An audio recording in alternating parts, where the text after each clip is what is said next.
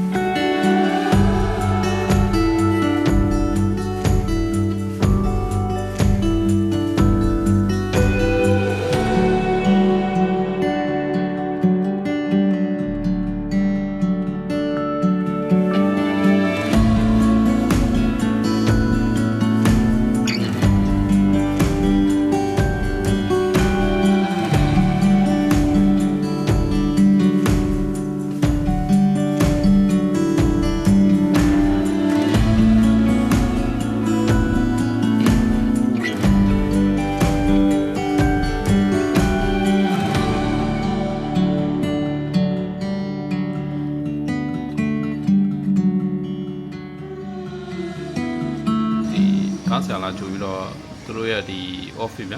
ဒီမှာလာချပေးရတယ်ဒီကား7နာရီခွဲပြန်ထွက်မယ်ဗျ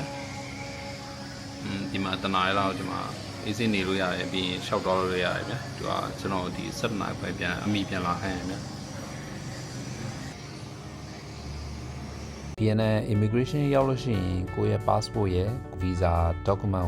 ကို visa ကိုပြပြီးလို့ရှိရင်ကမ္ဘောဒီးယားဘက်ကိုအေးဆေးထွက်သွားလို့ရပြီဗျာကမ္ဘောဒီးယား immigration ကိုကျွန်တော်ဖြတ်လာတာဗျာဒီ VNN မှာတော့မရဘူးဗျာကမ္ဘောဒီးယားမှာကျတော့ရစ်တယ်ဗျာကျွန်တော်အမေဘယ်နည်းနေမယ်အတွက်ဒီမှာလာလဲအဲ့နဲ့ကျွန်တော်ဒီချာရှင်းပြရတယ်ဗျာဒီမှာ4ရက်နေမယ်ပြီးလို့ရှိရင်ဒီမှာဘယ်လိုပြောမလဲ visaတက်တန်းလာထူတာဖြစ်တယ်လို့အဲ့လိုပြောရဗျာတကယ်လို့များအဲ့လိုမျိုးဗီဇာကိစ္စနဲ့မဟုတ်လို့ရှိရင်တော့တခြားနိုင်ငံကိုအထွက်ပြတာလက်မှတ်ဗျာပြတာပုံကောင်းတယ်ဗျာဒီမှာကျတော့နည်းနည်းရစ်တယ်ဗျာဟိုလင်းရင်နဲ့လာလို့ရှိရင်တို့ကဒီ arrival ကကိုကြိုပြီးတော့ဖြည့်ရဗျာဒီမှာကုန်းလန်းနဲ့လာတဲ့ကြောင့်မလို့